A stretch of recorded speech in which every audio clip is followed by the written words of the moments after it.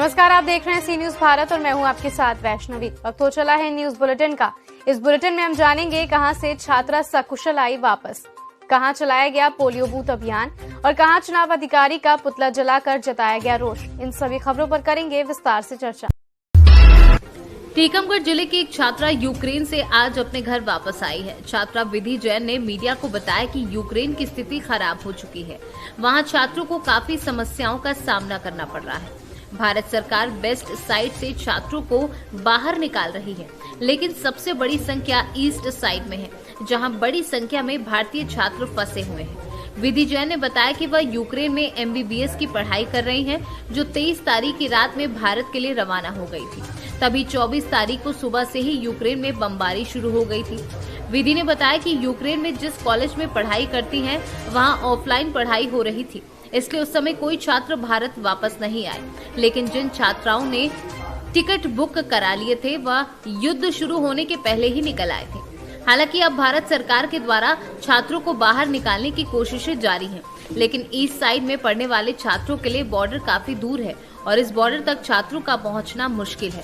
इसलिए भारत सरकार east side में मौजूद छात्रों को भी जल्द भारत लाने की पहल करे। विधि ने बताया कि ईस्ट साइड में ही सबसे ज्यादा गोलाबारी हो रही है। वहां रूसी सेना पहुंच चुकी है। छात्रों के पास खाने पीने का सामान नहीं बचा है। यूक्रेन में -2 डिग्री तापमान है और ऐसे में छात्रों के पास ठंड से बचने के लिए ओढ़ने के लिए कुछ भी नहीं है। विधि ने अपने सभी भारतीयों की घर वापसी के लिए भारत सरकार से गुहार लगाई है।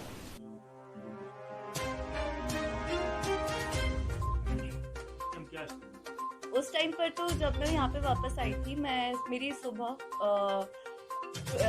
23 तारीख को सुबह 7 बजे की बस थी। मैं वहाँ से निकली और मैं 6 घंटे में एयरपोर्ट पहुँच गई थी। उस टाइम पे सिचुएशन काफ़ी ज़्यादा नॉर्मल थी, कुछ भी इतना पैनिक नहीं था, कुछ भी अटैक की सिचुएशन नहीं थी, ना कोई।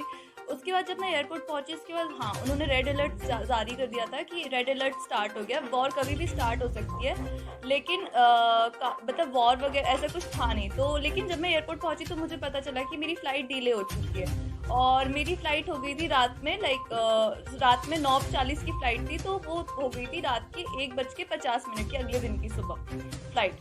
तो मैं काफ़ी ज़्यादा चिंतित हो गई थी कि मतलब फ़्लाइट कहीं कैंसिल ना हो जाए, या फिर क्योंकि सिचुएशन काफ़ी ज़्यादा बिगड़ती जा रही थी वहाँ पे।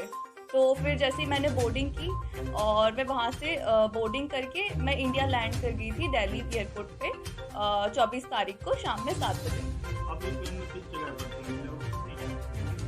मैं यूक्रेन में खार्किव में पढ़ती हूँ और वहाँ पे लगभग 5,000 से लेके 8,000 इंडियन छात्र हैं।